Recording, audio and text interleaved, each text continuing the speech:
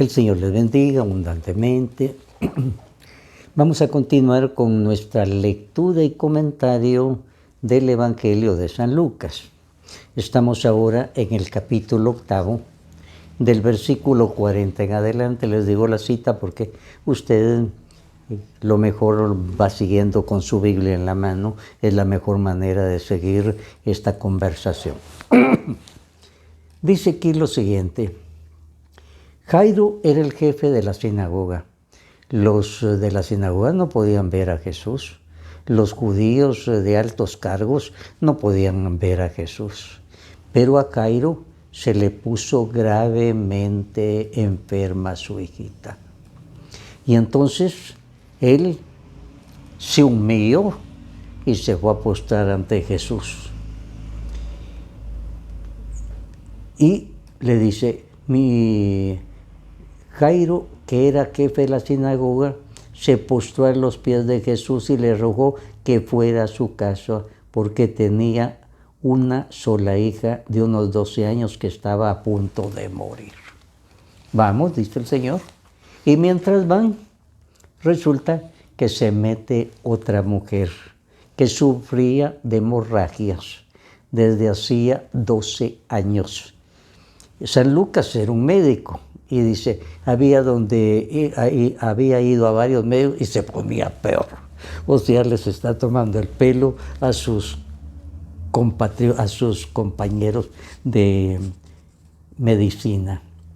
Ahora llega aquella mujer y ella quiere hablarle a Jesús, exponerle cara a cara, pero no puede. El gentío está apretujando a Jesús. Entonces ella solo por atrás puede estar, pone toda su fe y dice, yo voy a tocarle el manto. Y con eso quedó yo curada.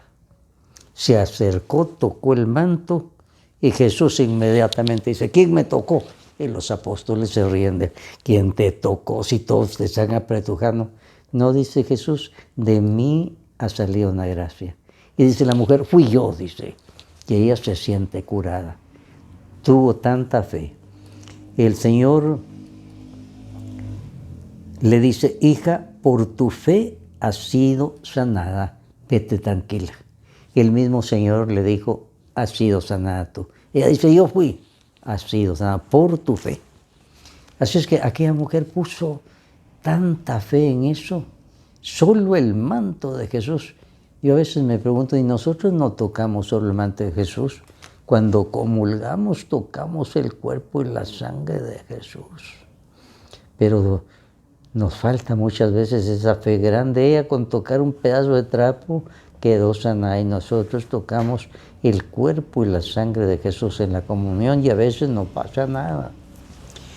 Ahora,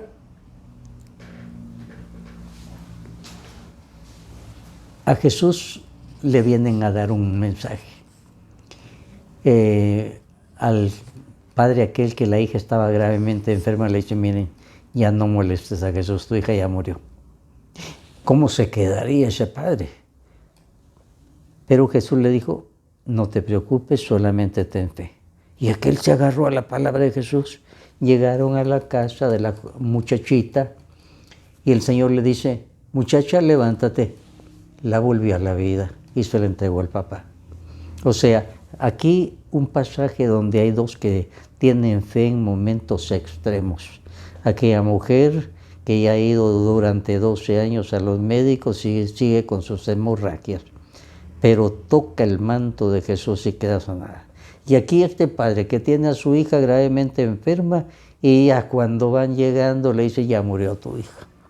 Pero Jesús le dice, no te preocupes, solamente ten fe. Y él se agarra a la promesa de Jesús y el Señor le resucita la vida.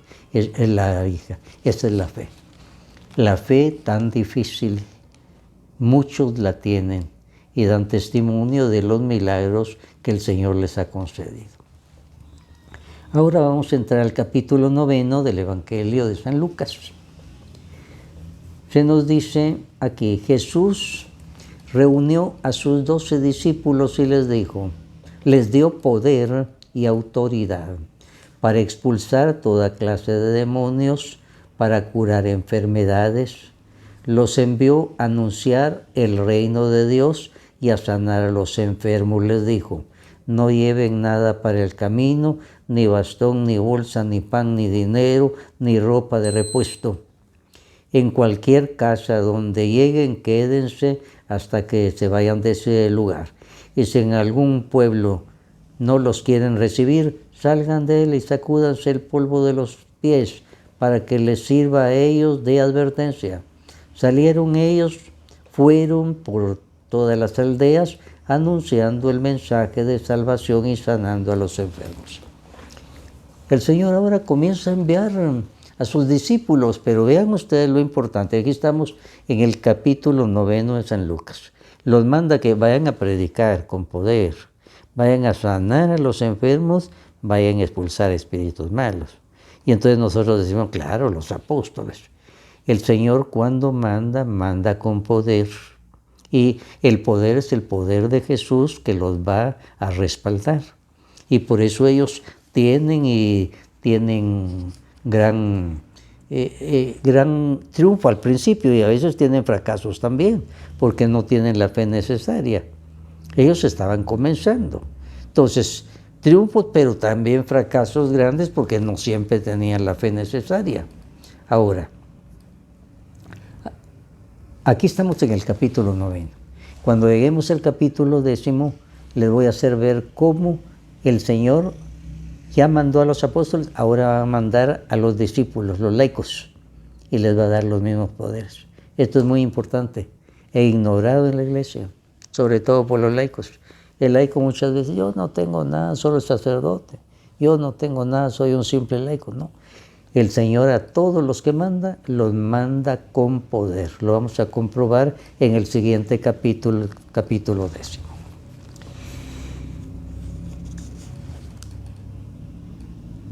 Aquí vamos a ir ahora al versículo 10. Dice aquí: cuando los apóstoles regresaron, contaron a Jesús lo que habían hecho.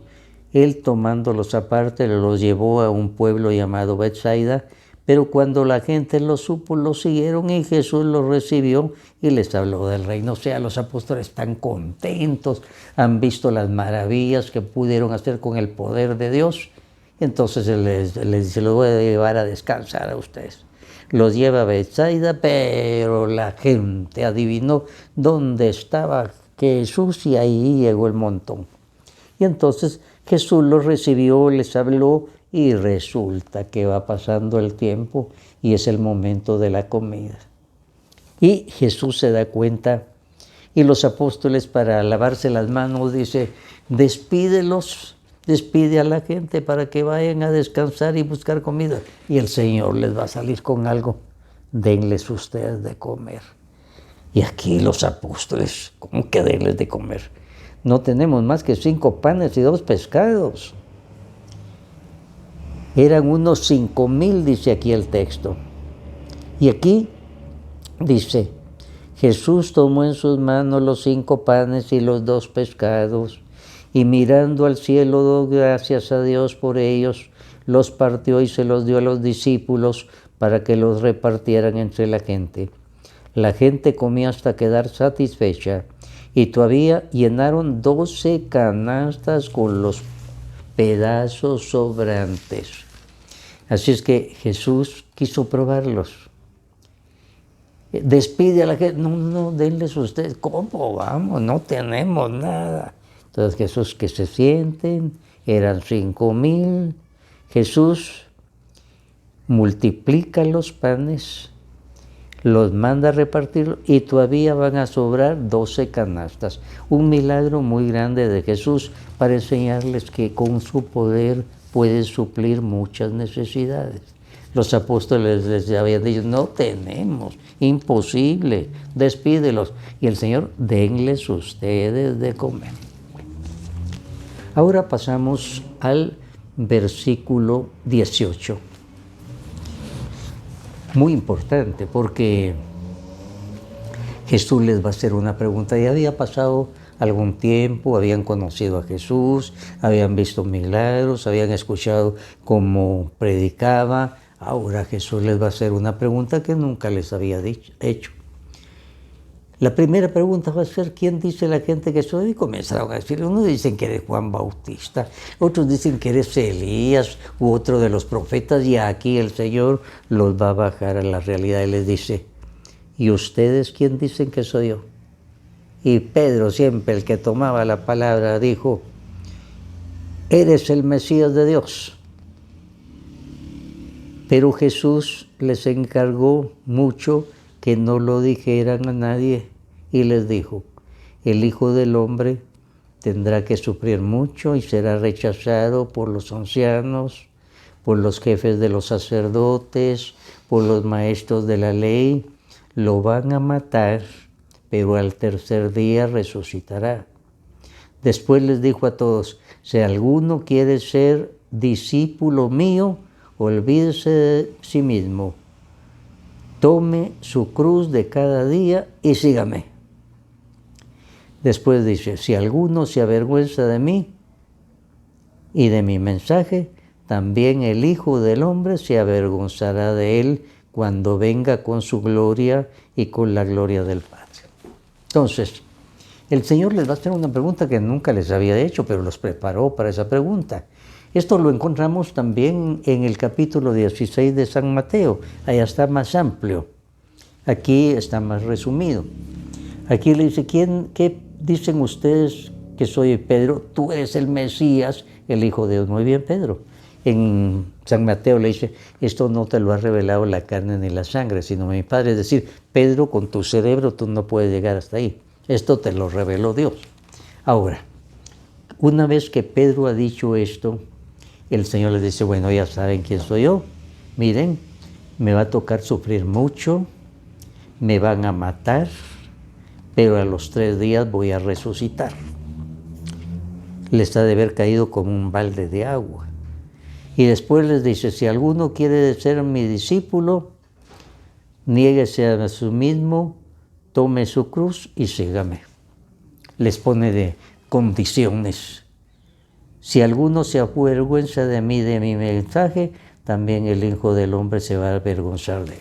Así es que ahora el Señor ya claramente les está diciendo, mis discípulos tienen que negarse a sí mismos, es decir, no ir con lo que el mundo les pide, sino con lo que les pido yo, y deben seguirme, pero con su cruz. La cruz indica sufrimiento, compromiso con Jesús. Decirle no al mundo y decirle sí a Jesús. Esa es la cruz. Esa es la cruz. Y eso duele y eso molesta. Esa es la cruz de la cual habla Jesús. Bueno, los apóstoles entonces se encontraron con esa pregunta, ¿quién soy yo para ustedes? Y Pedro fue el único que respondió en nombre de todos. En el Evangelio de San Mateo se nos ilumina y se nos dice que fue el Padre el que, por medio del Espíritu Santo, lo comprendemos ahora, iluminó a Pedro. Con su sola inteligencia, Pedro no podía llegar ahí. Ahora viene un caso muy especial. Jesús va a invitar a 3 de entre todos los apóstoles, solo a 3, a Pedro, Santiago y Juan, y los quiere llevar a una noche de oración al monte Tabor, monte que todavía existe, que lo conocemos, y lo que quería era una noche de oración y una experiencia que les iba a regalar, una experiencia espiritual. Ahora, dice aquí, mientras Jesús oraba, el aspecto de su cara cambió, su ropa se volvió muy blanca y brillante, y aparecieron 2 hombres conversando con él, eran Moisés y Elías, que estaban rodeados de un resplandor glorioso y hablaban de la muerte que Jesús iba a sufrir en Jerusalén. Pedro y sus compañeros tenían mucho sueño, permanecieron despiertos y vieron la gloria de Jesús y a los 2 hombres que hablaban con él. Cuando aquellos hombres se separaban ya de Jesús, Pedro le dijo, Maestro, qué bien que estemos aquí. Vamos a hacer 3 chozas, una para ti, otra para Moisés y otra para Elías. Pedro no sabía lo que decía.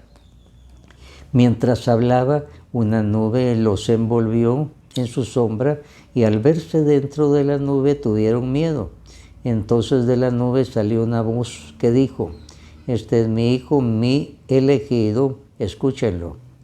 Después que se oyó la voz, vieron que Jesús estaba solo. Ellos mantuvieron el silencio y por entonces no dijeron nada a nadie de lo que habían visto. Se trata de lo que llamamos la transfiguración. El Señor lleva solo a estos tres y lo ven transfigurado, radiante, glorioso, y se le aparecen Moisés y Elías. Moisés representaba la ley, Elías representaba a los profetas. En ese tiempo se decía la ley y los profetas significaba toda la escritura. Entonces, representando toda la escritura, aparecen y hablan con Jesús de que ya es tiempo que vaya a lo que viene, a la muerte.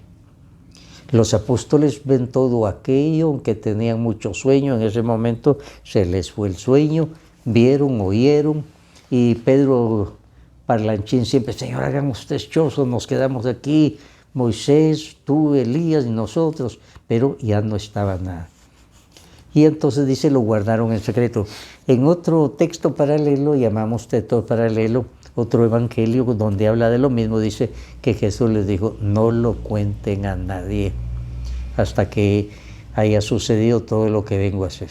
Entonces los apóstoles nunca lo contaron hasta después que Jesús ya había muerto y resucitado. Ahora Jesús va a sanar a un muchacho que tiene un espíritu impuro, otro exorcismo. Dice aquí: al día siguiente, cuando bajaron del cerro, una gran multitud salió y un hombre de entre la gente le dijo con voz fuerte: Maestro, por favor, mira a mi hijo, que es el único que tengo.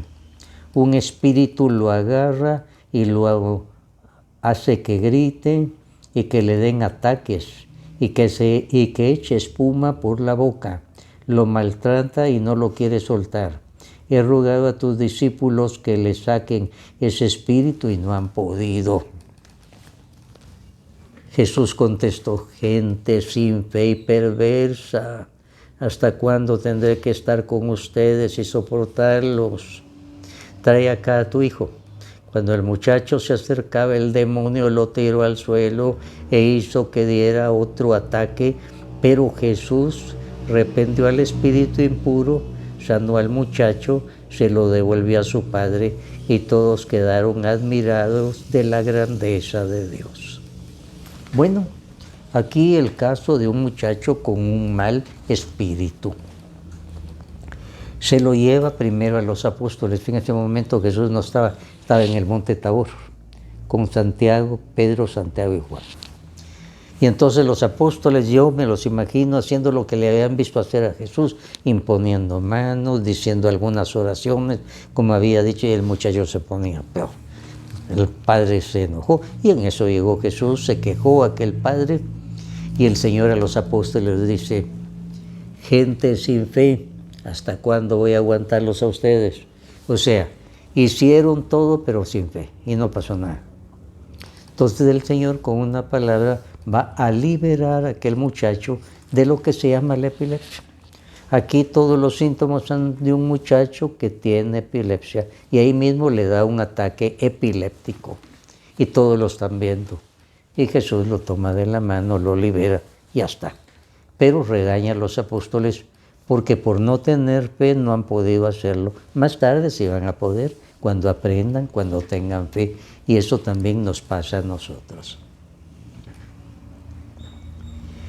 Jesús va a hacer una pregunta, versículo 46 del capítulo 9. Dice: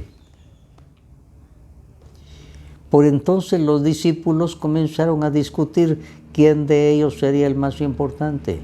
Jesús, al darse cuenta de lo que estaban pensando, tomó a un niño, lo puso junto a él y les dijo: el que recibe a este niño en mi nombre, me recibe a mí, y el que me recibe, recibe también al que me envió. Por eso, el más insignificante de ustedes, ese es el más importante. El Señor aquí está hablando hacerse como niño. ¿Cuál es la cualidad del niño? Que él no tiene malicia con el papá y la mamá, confía. Cuando su papá lo lleva en el hombro, que se le ha dormido, él no dice, mi papá tal vez me va a ir a aventar a un barranco. No, hay que vea a mi papá. El niño no se preocupa, ¿qué voy a comer? Mamá, tengo hambre. Ni siquiera sabe qué esfuerzo ha hecho su mamá o su papá. Y el Señor quiere esa confianza del niño. Que seamos, y dificilísimo ser como un niño, qué difícil es en manos de Jesús. Ahora, el Señor les va a decir algo. Maestro, dice Juan, hemos visto a uno que expulsaba demonios en tu nombre, y se lo hemos prohibido porque no es de los nuestros. Jesús le contestó, no se lo prohíba, porque el que no está contra nosotros está a nuestro favor. O sea, lo que se llama celos apostólicos. No, hay que ver el bien, no hay que mi grupo o yo, no, hay que ver el bien. Mire, Él está con nosotros, lo hizo, entonces está con nosotros. No nos dividamos, ese es algo peligroso en los grupos de la iglesia, celos apostólicos, nosotros más, nosotros menos, no, todo buscar el bien. Eso es lo que el Señor nos dice. Ahora, el Señor va a reprender a Santiago y a Juan. ¿Y por qué? Dice, envió por delante mensajeros que fueran a una aldea de Samaria para conseguirle alojamiento. Pero los samaritanos no quisieron recibirlo porque se daban cuenta de que se dirigía a Jerusalén. Cuando sus discípulos Santiago y Juan vieron esto, le dijeron, Señor, ¿quieres que ordenemos que baje fuego del cielo y que acabe con ellos? Pero Jesús se volvió y los reprendió. Luego se fueron a otra aldea. Bueno, estos dos hermanitos eran de armas tomar. No quisieron aquellos ayudarlo y le van a proponer, Señor, ¿quieres que hagamos llover fuego sobre ellos? Imagínense lo contrario que Jesús les enseñaba. Y ese es el sentir del mundo, el que nosotros muchas veces llevamos. Nosotros la represalia hasta con motivos religiosos, ellos con motivos religiosos. Vamos a hacer llover fuego sobre ellos. Jesús los reprendió. En versículo 57 dice, mientras iban de camino, un hombre le dijo a Jesús, Señor, deseo seguirte a donde quiera que vayas. Jesús le contestó, las zorras tienen cuevas y las aves tienen nidos, pero el Hijo del Hombre no tiene donde recostar la cabeza. Jesús le dijo a otro, sígueme. Pero él respondió, Señor, déjame primero ir a enterrar a mi padre. Jesús le contestó, deja que los muertos entierren a sus muertos. Tú ve y anuncia el reino de Dios. Otro le dijo, Señor, quiero seguirte, pero primero déjame ir a despedirme de los de mi casa. Jesús le contestó, el que pone la mano en el arado y mira atrás, no sirve para el reino de Dios. Aquí se le van a presentar tres hombres. El primero le dice, Señor, deseo seguirte. Muy entusiasmado el Señor, deseo seguirte. Pero Jesús les dice, mire, las zorras tienen sus nidos, sus cuevas, las aves tienen sus nidos. Yo no tengo donde reclinar la cabeza. Se vio que aquel lo buscaba por motivos económicos, voy a estar mejor aquí, no era por motivo espiritual. Le dice, mire, las zorras tienen sus cuevas, las aves sus nidos, yo no tengo donde reposar la cabeza. Algunos han querido presentar a Jesús como muy rico, los de la teología de la liberación, para justificar lo que están haciendo en su iglesia. Quieren decir que Jesús era rico, que se vestía muy bien. Y aquí dice, no tengo donde reclinar la cabeza. Entonces se está contradiciendo Jesús. Pero esas sectas muchas veces manipulan la Biblia y toman otro versículo. Pero esto es muy claro. Jesús dice, yo no tengo que reclinar la cabeza. Si tú me buscas por motivos económicos, te equivocaste, no es conmigo. Después Jesús a otro le sigue y el otro le dice, ay, sí te voy a seguir, pero después que entierre a mi papá. Aquí no quiere decir mi papá murió, voy a ir a su entierro y después, no, no. El papá no había muerto, sino cuando se muera mi papá después, entonces sí te voy a seguir. Este hombre no fue valiente de decirle, mire, Señor, se inventó algo. Señor, yo está bien, te voy a seguir, pero cuando muera mi papá, entonces sí, ya tengo arreglado y yo te voy a seguir. Yo no quiero eso, dijo el Señor, no, de ninguna manera. Y el otro le dijo, Señor, quiero seguirte, pero primero déjame irme a despedir de mis parientes. O sea, sí, Señor, pero todavía voy a tomarme un tiempo para arreglar mis cosas. El que pone la mano en el arado y mira atrás no es digno de mí. Así es que no se puede. No, muchas gracias. El Señor a todos nos pide.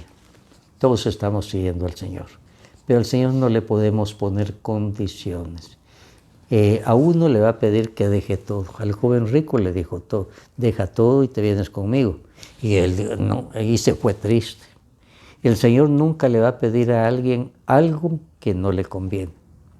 Algunos, pues, y aquí vienen las varias vocaciones en la iglesia.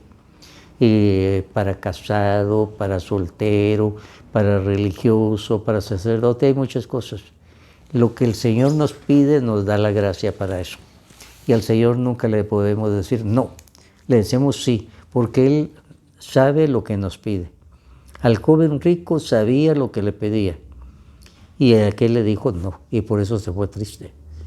Y a todos los que le dicen sí al Señor, pues se alegran, porque no crean que los apóstoles así nomás, ellos habrán pensado, bueno, ¿y ahora? El papá de Santiago y Juan habrá dicho, bueno, ¿y mis hijos cómo se los llevan? Ellos son mis principales colaboradores y sin embargo ellos tuvieron que irse, pero recibieron algo mejor. Cuando el Señor nos indica un camino, si alguno lo llama para religioso, religiosa, sacerdote, Él se encarga de darle la gracia necesaria. Nunca le va a pedir algo que no pueda hacer. Y si alguien se mete en ese camino y no es del Señor, va a fracasar. Porque el Señor no lo ha llamado, sino Él se llamó, o la abuelita lo metió ahí, o la mamá lo metió al seminario, cosas que se dan muchas veces.